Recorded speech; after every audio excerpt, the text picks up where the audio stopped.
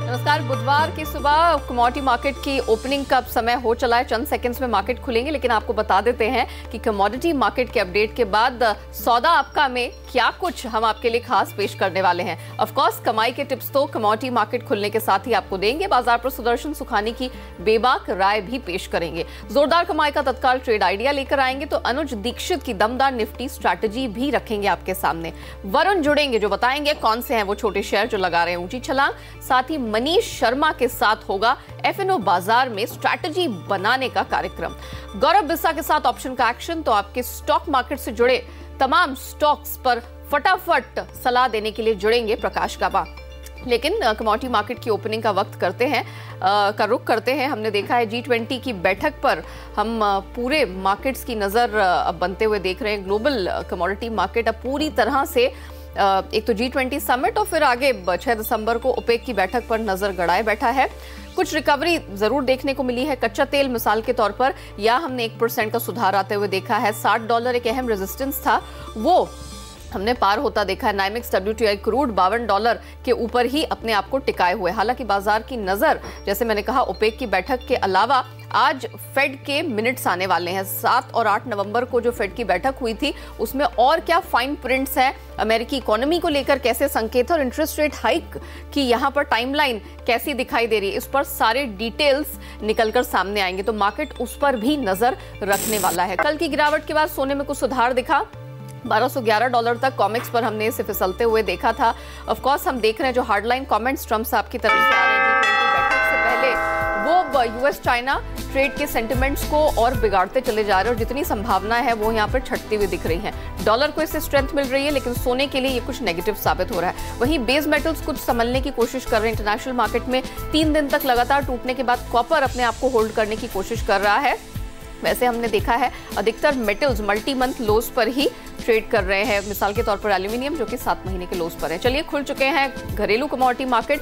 कच्चा तेल, natural gas थोड़ा सुधार के मोड में है। इंटरनेशनल मार्केट में जो रिकवरी है उसी के चलते हमने ये सपोर्ट बनता हुआ देखा। हालांकि कल अमेरिकन पेट्रोलियम इंस्टीट्यूट के जो नंबर्स निकल कर आए उसमें इन्वेंट्री में कुछ बढ़ोतरी देखने को मिली। आज एनर्जी डिपार्टमेंट की रिपोर्ट पर नजर है। एक्सपर्ट्स मान के चल रहे हैं कि इस बार पहली बार 10 हफ्तों में पहली बार यूएस इन्वेंट्रीज में कुछ गिरावट देखने को मिल सकती है। तो शाम को उस नंबर पर भी नजर रहेगी। सोने में सुस्त चाल दिखाई दे रही है। इंटरनेशनल मार्केट को देखते हुए और घरेलू बाजार में कुछ समय पहले, कुछ मिनटों पहले ही जो रुपए ने स्ट्रेंथ दिखाई है, $1 की कीमत ₹70.74 के इर्द गिर्द है, वो आज शायद दबाव बनाने का काम करेगी अगर यहां से और ज्यादा स्ट्रेंथ दिखाई दी तो। चांदी बिल्कुल सपाट ट्रेड कर रही है। कहीं ना कहीं इंडस्ट्रियल मेटल से इसको अपनी थोड़ी खुराक मिलती हुई नजर आ रही है। और देखिए बेस मेटल्स जैसे इंटरनेशनल मार्केट से क्यूज थे, थोड़ी राहत डेफिनेटली बनती दिखाई दे रही है। कॉपर यहाँ पर 1/3% की मजबूती लेकर कारोबार करता हुआ। निकेल जो कि काफी पस्त था, 13 महीने के लोस पर हमने इसे ट्रेड करता देखा है, उसमें भी लोअर लेवल बाइंग आती हुई दिखाई दी है। लेड एल्यूमिनियम भी मल्टी मंथ लोस पर ट्रेड करते दिखे थे, यहाँ पर भी हम देख रहे हैं ₹136 के पास कुछ एक्शन दिखाई दे रहा है। खाने के तेलों में इंटरनेशनल मार्केट में सीपीओ को तो हमने 3 साल के लो से सुधरते हुए देखा, लेकिन घरेलू बाजार में ₹500 के ऊपर टिक पाना सीपीओ के लिए थोड़ा दिक्कत का सबब बन गया है। एक्सपर्ट्स हालांकि मानते हैं कि अधिकतर खाने के तेलों में तिलहन में एक तरह का बॉटम बन चुका है, लेकिन ये देखने वाली बात होगी कि फंडामेंटल्स का कितना सपोर्ट यहां पर मिल जाता है। रिफाइंड सोया तेल को लेकर इस हफ्ते अधिकतर एक्सपर्ट्स बुलिश रहे हैं और उनको लगता है कि कई एक्सपर्ट्स मान के चल रहे हैं कि यहाँ पर कुछ स्ट्रेंथ दिख सकती है। सोयाबीन, सरसों में फिलहाल नजर डालिए, कुछ स्ट्रेंथ यहाँ भी देखने को मिली है। 4100 के काफी करीब मस्टर्ड यहाँ दिखाई दे रही है, 0.5% की स्ट्रेंथ। और 3380 के पास सोयाबीन भी ट्रेड कर रहा है, लेकिन ग्वार की पिटाई होती दिखाई दे रही है। कल भी हमने ग्वार कॉम्प्लेक्स के बारे में चर्चा की थी कि ग्वारगम किस प्रकार से कच्चे तेल की सुस्ती की वजह से मात खाता रहा, लेकिन ग्वार सीड को लेकर अभी भी एक्सपर्ट्स बुलिश है। उन्हें लगता है कि आगे जाते हुए कुछ और सपोर्ट मिल सकता है। चना आज सुस्ताने के मोड में है, 4661 के पास। ये कमोडिटी भी हमने 1 साल के हाईस पर ट्रेड करता हुआ देखा। थोड़ी प्रॉफिट बुकिंग यहाँ पर हावी हो रही है। गेहूं भी 2100 के स्तर को बहुत दिनों से पकड़ के बैठा था, वो वहां से भी ऊपर से उतर के आया है। और जौ में भी हम ½ % की हल्की गिरावट देख रहे हैं। मिला जुला से सेंटिमेंट आज फिर से मसालों में है, जहां पर कोरिएंडर हरे निशान में खुलने खुला जरूर है, देखना होगा कि इस मोमेंटम को ये पकड़ के चल पाता है कि नहीं। हालांकि एक्सपर्ट मान रहे हैं कि पोजिशनली थोड़ी और कमजोरी दिख सकती है before we see a rally, लेकिन जीरा यहाँ पर हल्का सा प्रेशर, आधे % की कमजोरी, 19,300 के पास ट्रेड होता हुआ दिखाई दे रहा है। चलिए अब आपको कमोडिटी के कमाई के जबरदस्त टिप्स देने का वक्त हो गया है। चॉइस ब्रोकिंग के सचिन गुप्ता और एसएमसी कॉमट्रेड की वंदना भारती इसमें आपकी मदद करने के लिए जुड़ चुके हैं। गुड मॉर्निंग, आप दोनों का स्वागत है। वंदना, आपसे शुरुआत करेंगे। कच्चा तेल, नेचुरल गैस दोनों ने आज एक मजबूत ओपनिंग की है, क्या ये ट्रेंड आज दिन भर दिखेगा, क्या किया जाए?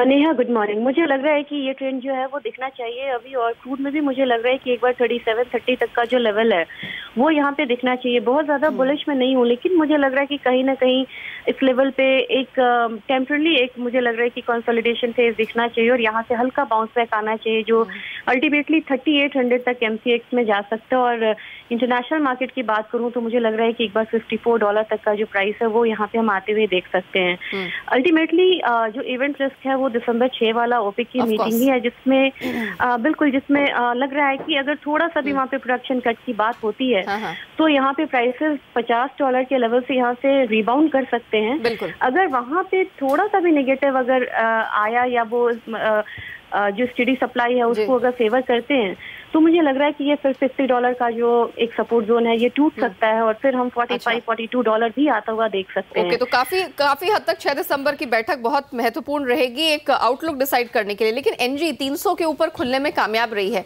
क्या स्ट्रेंथ यहाँ पर दिखाई दे रही है? नेहा, यहाँ पे एनजी में बहुत स्ट्रांग मूव आती है और मुझे लग रहा है कि अभी थोड़ा सा यहाँ पे 305 के करीब खुली है और मैंने 303 पे बाइंग किया है। इनफैक्ट 304-5 के लेवल पे भी बाइंग कर सकती हूँ और टारगेट जो है वहाँ 310-311 का रख सकते हैं। और मुझे ये कमोडिटी फिलहाल स्ट्रांग लग रही है और स्टॉप लॉस क्रिएट करना होगा। अभी थोड़ा सा मॉडिफाई कर लें क्योंकि बाइंग लेवल ऊपर आया है। 301 का स्टॉप लॉस लगाएं और काफी हद तक डिपेंड करता है इन्वेंट्री पे और इस सीजन में एनजी जो है वो बहुत रिएक्ट करती है और इसी नवंबर अक्टूबर वाले मंथ में एक हाई बनाती है हर साल ये। तो मुझे लग रहा है कि एनजी में भी बाय करके चलना चाहिए। Okay, great. बुलियन पर बताइए, कहाँ कमाई दिख रही है आज? नेहा, बुलियन में मुझे लग रहा है कि खासकर गोल्ड में लग रहा है कि अब थोड़ी सी वीकनेस है यहाँ पे। और अगर आप देखें G20 से पहले डॉलर इंडेक्स में एक सेफ हेवन बाइंग आपको देखने को मिल रही है और 97.35 से ऊपर ये 97.35 से ऊपर ये ट्रेड कर रहा है। तो डेफिनेटली इसका नेगेटिव इम्पैक्ट जो है वो गोल्ड पे देखने को मिल रहा है। तो मुझे लग रहा है कि मेजर ट्रिगर अगर गोल्ड की बात करूं तो मुझे लग रहा है कि यहाँ पे सिर्फ डॉलर इंडेक्स है और INR है। इंटरनेशनल में मुझे लग रहा है कि एक बार 1210 तक का जो लेवल है वो देख सकते हैं और ये जो मार्जिनल आज अपसाइड है मुझे नहीं लग रहा है कि ये बहुत ज्यादा अपसाइड में टर्न अप होगा। और मुझे लग रहा है घरेलू बाजार में भी एक बार 30,300 से लेके 30,550 के रेंज में एकदम रेंज ट्रेडिंग होगी। यानी कि दायरे का ट्रेड है, लोअर बैंड पे खरीदारी करनी, अपर बैंड पे प्रॉफिट बुक करके फिर चाहे तो शॉर्ट्स में जा सकते हैं। यही दिन भर ट्रेड अपना के बुलियन में चल रहा है। सचिन हमारे साथ है। Good morning Sachin. ग्वार हम देख रहे हैं कि लगातार पिटने के बाद खासतौर से ग्वारगम आज अपने आप को होल्ड करने की कोशिश कर रहा है। 8,700 के आपको सपोर्ट दिख रहा है या अभी गिरावट और बाकी है? या वेरी गुड मॉर्निंग नेहा। ये ग्वारगम की बात की जाए तो एक बार थोड़ा सा सपोर्ट लेवल लग रहा है, बट मेरा सजेशन आज के दिन में ग्वार सीड में रहेगा बिकॉज ग्वार सीड में पिछले कुछ दिनों से मंदी का रुख बना हुआ है और मार्केट ने अपना 4500 रुपए का जो सपोर्ट था इसका वो ब्रेक करके निचले स्तर पर ही चल रहा है। अगर टेक्निकली भी बात की जाए तो करीब 100 डेज की सिंपल मूविंग एवरेज के नीचे मार्केट सस्टेन कर रहा है। मुझे लगता है इसमें शॉर्ट टर्म के लिए एक बार एक करेक्शन देखने को मिल सकता है। मेरा सजेशन इसमें सेलिंग का ही रहेगा। करीब 4300 के अराउंड से इसमें सेलिंग पोजीशंस बना सकते हैं। इसमें 4352 का एक स्टॉप लॉस रहेगा और डाउन साइड में 4220 तक का टारगेट हम देख सकते हैं। अच्छा सचिन, कैस्टर है ये भी सपाट खुली है, क्या गिरावट यहाँ भी खत्म हो गई है? क्या अब खरीद का मौका आज से दिख रहा है? यहाँ एक अच्छी तेजी दिखाने के बाद में पिछले कुछ दिनों से करीब मंदी का रुख मार्केट के अंदर बना हुआ है। 2 हफ्ते के अंदर करीब 800 पॉइंट का करेक्शन उनको कैस्टर सीट में देखने को मिला है। मुझे लगता है अभी ये करेक्शन अभी और कंटिन्यू रहेगा, कमजोरी लगातार बनी हुई है। इसमें भी ओवरऑल सेलिंग का सजेशन ही रहेगा। करीब 5,560 रुपए के लेवल के अराउंड से इसमें सेलिंग पोजीशंस बना सकते हैं, जिसमें टारगेट 5,450 रुपए का रहेगा। ओके वंदना, जरा बताइए मेटल्स आज खुल तो गए हैं हरे निशान में, लेड, जिंक, निकेल, लेकिन क्या तेजी टिकाऊ है? पहले तो रुपया रिकवर हो रहा है और प्लस ट्रम्प साहब ने तो वैसे ही मूड बिगाड़ के रखा है। बड़े मिक्स से कमेंट्स आ रहे हैं। पहले कहा जाता है कि सुलह होती हुई दिख रही है, कुछ बात बनती दिख रही है, फिर सामने से बयान आता है कि हम बाकी चाइनीज इंपोर्ट्स पर भी यहाँ टैरिफ लगाने से रुकेंगे नहीं। तो बहुत वॉलेटिलिटी है मार्केट में। आज क्या किया जाए मेटल्स में? जी नेहा, बिल्कुल। जो लास्ट स्टेटमेंट आई थी मिस्टर ट्रम्प की, तो मुझे लग रहा है कि वो स्ट्रॉन्ग मैसेज दे रहा था और वो मुझे लग रहा है कि एक नेगेटिव इम्पैक्ट जो है वो दे रहा है यहाँ पे मेटल्स मार्केट पे खासकर की। और आज की जो रिकवरी है ये मुझे लग रहा है कि टिकाऊ नहीं हो सकती है। और यहाँ पे मुझे लग रहा है कि जैसे कॉपर है तो कॉपर में 430 तक का हायर साइड हम देख सकते हैं, लेकिन फिर मुझे लग रहा है कि वहाँ से एक बिकवाली ही आनी चाहिए यहाँ पे। और चाहे जो भी हो, लेड हो, जिंक हो, कमोडिटी, यहाँ पे मुझे लग रहा है कि जो भी बाउंस बैक आ रहा है उससे फिर से सेलिंग करके चलना चाहिए। अच्छा। और मार्केट G20 में कैसे रिएक्ट करता है, तो जो मेजर जो रिएक्शन है वो हमें मंडे देखने को मिलेगा और वहाँ पे ही हम कह सकते हैं कि कोई क्लैरिटी आई है डायरेक्शन में। अभी फिलहाल क्लैरिटी नहीं है और जो भी सेंटीमेंट्स है वो बेयरिश है। ओके। एक चेक आपसे, क्योंकि रुपए की हमने बात की और पूरे कमोडिटी मार्केट को ये अपनी उंगलियों पर नचा के रखता है, जरा बताइए, अच्छी स्ट्रेंथ दिखाई दे रही है। 70 रुपीज 69 पैसे पर अब डॉलर चला गया। ओपन कमजोरी के साथ हुआ था लेकिन चंद मिनटों में ही बहुत स्ट्रेंथ गार्नर की है। जरा बताइए क्या किया जाए? इक्विटी का सेंटिमेंट्स यहाँ पे पॉजिटिव है और मुझे लग रहा है कि इसका भी एक असर आ रहा है रुपए पे। तो मुझे लग रहा है